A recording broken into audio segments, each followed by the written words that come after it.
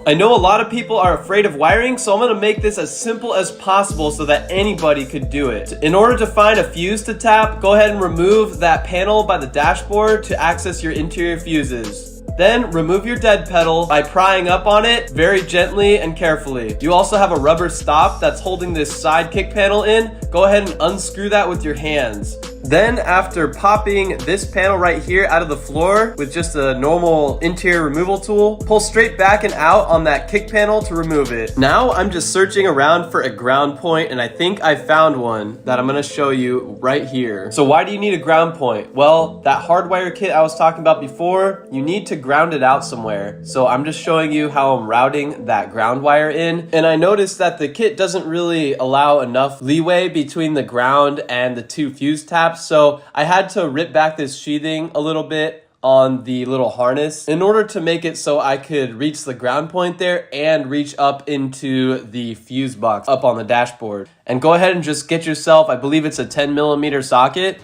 undo that bolt a little bit, slip that ground wire on there, and then just bolt it back in over the ground. Now your wires should be able to reach from the ground all the way up to your preferred fuse. The hardwire kit comes with two fuse taps. One is yellow and it's labeled B+ for battery positive. The other is red and is labeled ACC for accessory power. This chart shows you the results of each connection method. For instance, the first connection method shows that accessory power is given to the red wire, ground is given to the black wire, and constant power is given to the yellow wire. It shows that it's normal recording while driving. But while parked, the dashcam kit stays powered on. They call it parking guard video. I don't want it to stay powered on while I'm parked because I camp in remote places and I don't want to risk having any battery draw on my starter battery that would leave me stranded. Your priorities may be different. You may park in a bad neighborhood and you want to make sure that you monitor the vehicle at all times, which is totally understandable. If you want to do that, just wire it according to this chart. In order to make it so that my dash cam only powers on when I'm in accessory mode or when the vehicle's powered on, I'm gonna go with this wiring connection method. And I'm gonna tell you right now, it is the simplest one to set up. First, get yourself some of these fuse taps. I'm gonna link these in the description. Then choose your accessory power fuse. I'm going with number 23, which is the cigarette lighter. You can see the components and ratings of each fuse on the back of this fuse panel. Now I'm gonna show you how plug and play this modification really is. Just take your yellow and your red out of fuse circuits from the hardwire kit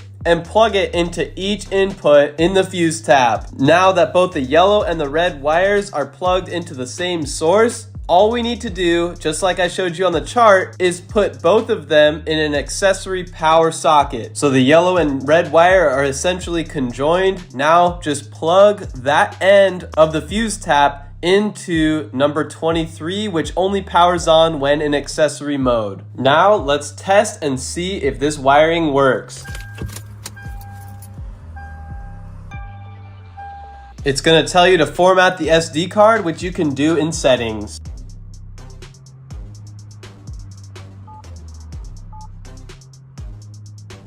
Now I'm going to take off this camera cover, and just a note, this camera swivels any direction so you can fine tune where your dash cam is pointing up front.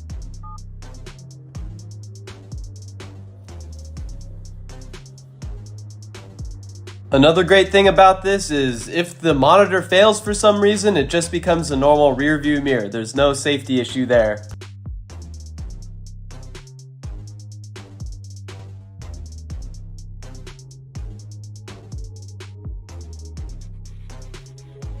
Now that we've confirmed that the unit works, I'm going to reroute the wiring from straight into the fuse box to underneath the dash and into the fuse box.